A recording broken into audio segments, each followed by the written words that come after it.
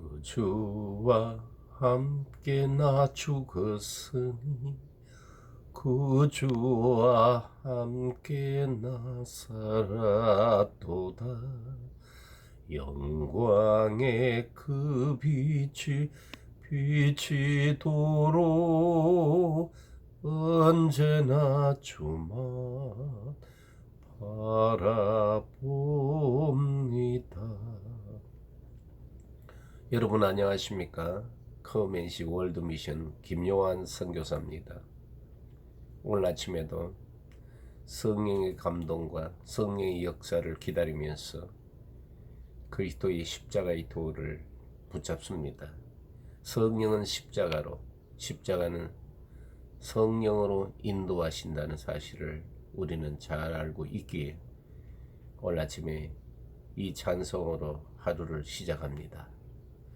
그리고 어제 아침에 내보낸 너희가 믿을 때에 성령을 받았느냐 하는 이 제목으로 오늘 동영상을 한번 만들어 봤습니다.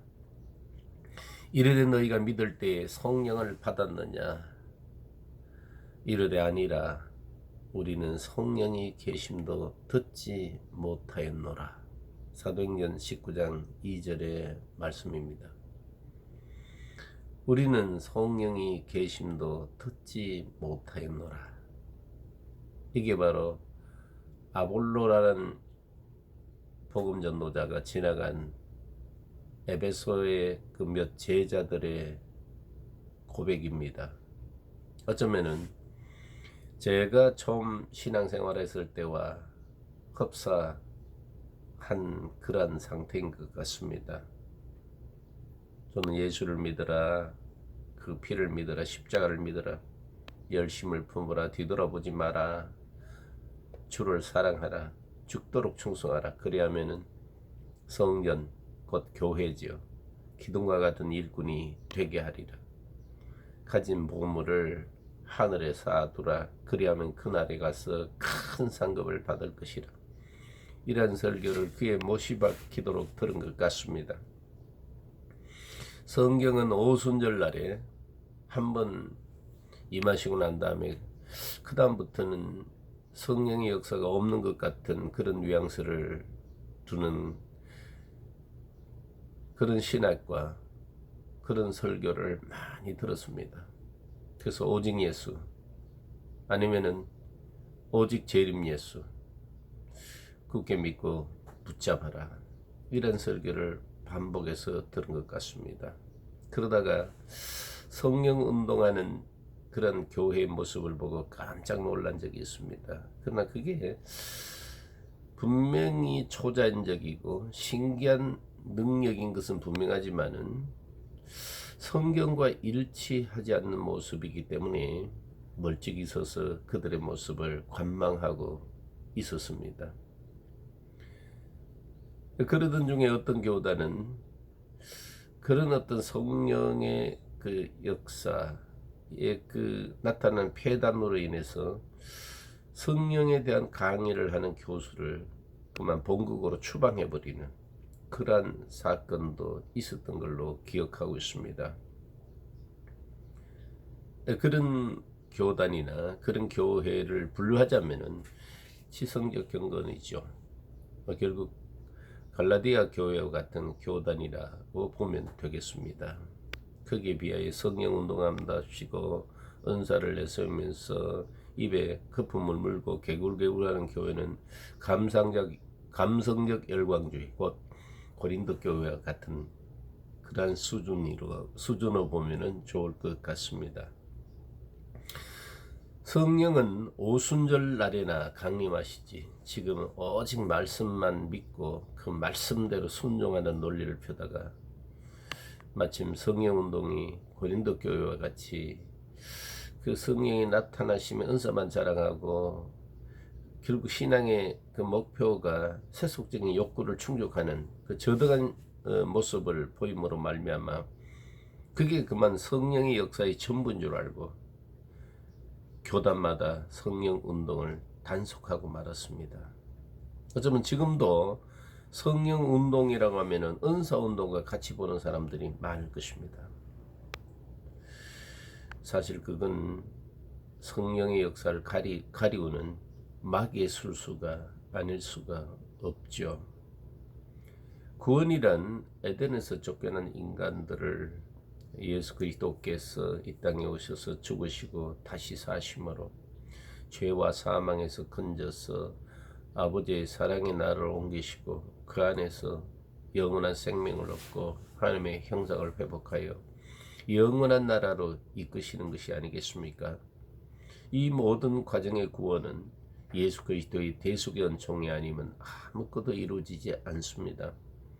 그래서 처음 믿을 때 성령 세례를 받지 못하고 죄인인 것만 인정하고 예수를 믿고 죄사함을 받고자 물세례만 받은 사람들이 성령이 계신지 아니 계신지 애매모호한 신앙생활을 하게 됩니다. 한국교회의 가장 큰 문제는 성령론의 그 무지한 것이고 결국 새 언약이 약하기 때문에 하나님 나라가 우리 중에 임했음에도 불구하고 그 하나님 나라의 그 복을 못 누리고 있는 것이 한국교회의 큰 문제입니다. 많은 사람들의 대표적인 신앙 고백은 죽으면 천국 간다는 말과 예수님이 재림하시면 공중에 들림받는다는 주장들입니다. 그러나 성령 세례를 받은 사람은 이런 시시한 소리를 하지 않습니다. 이미 하나님 나라가 그들 안에 임했고 주님이 그들과 함께 계셔서 생명을 주시고 또 주심으로 말미암아 평안과 기쁨을 맛보며 주가 동행하는 삶을 살기 때문인 것입니다. 바울이 에베소에 있는 몇 제자들에게 너희가 믿을 때 성령을 받았느냐 하고 물으니까 아니요, 우리는 성령이 계신다는 사실을 그런 말을 듣지도 못했습니다 라고 대답을 했습니다. 바울이 그들의 대답을 듣고 다시 질문한 내용이 의미심장합니다. 그러면 너희가 무슨 세례를 받았느냐고 묻습니다. 사도행전 19장 3절의 말씀입니다. 당연히 그 대답은 요한의 물세례입니다. 물세례밖에 받지 못하는 것은 바로 아볼로와 같은 전도자의 영향인 것입니다. 그래서 그 앞에 사도행전 18장에 아볼로의 사역과 브리스길라와 아굴라가 하나님의 도리를 더 정확하게 풀어서 설명해 주는 사건이 있습니다. 아볼로, 그는 언변도 좋고 성경에 능통한 사람이라고 성경에 기록하고 있습니다. 일찍이 주의 도를 배워서 열심히 예수에 관한 것을 자세히 말하며 가르쳤습니다. 어쩌면 지금까지 속사포처럼 소화되다가 그만 시들하고 뒷전에 밀려난 한국의 일부 원로 목사들과 같다고 여겨집니다. 그들이 지금 하고 있는 일이 관상의 기도가 아니면은 교회 혁신 이런 것들이죠. 설교를 잘하는 아볼로나 그와 같은 급소의 사람들의 문제는 바로 세례에 있습니다. 요한의 세례, 곧 죄에 대한 회개를 강조하는 물세례입니다. 그로 인해서 예수의 피 그리고 그리스도의 십자가를 입이 닳도록 강조하지만은 예수 그리스도와 하나가 된 사실은 그렇다는 신문기사 정도로 말하고 그냥 스쳐 지나가고 맙니다. 그게 얼마나 중요한 것입니까?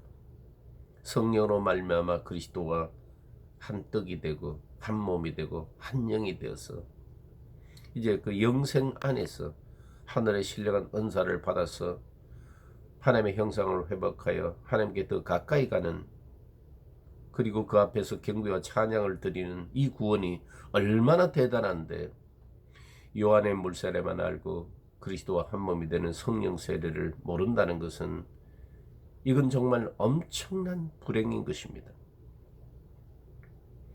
이 아볼로가 에베소에 왔다가 고린도로 간 사이에 바울이 등장한 것입니다. 너희가 무슨 세례를 받았냐고 물으니까 그들의 대답은 요한의 세례랍니다. 아니다, 요한이 그 뒤에 오시는 그 예수 안에서 믿으라고 했지 않느냐 하고는 주 예수 그리스도의 이름 안에서 세례, 곧 그 이름 안에 잠기는 세례를 베풀므로 그들에게 성령이 임하고 성령의 나타나심의 은사인 방언도 하고 예언도 하게 되었습니다. 사도행전 19장 5절의 말씀입니다.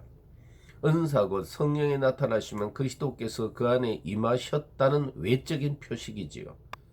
다만 고린도 교회 같은 경우는 그들 안에 그리스도가 계심을 알지 못하고 밖으로 나타나는 성령의 은사만 자랑하는 폐단을 낳게 되었습니다. 그리스도께서 태풍의 눈이라면 성령의 나타나시면서는 태풍의 영향권과 같습니다.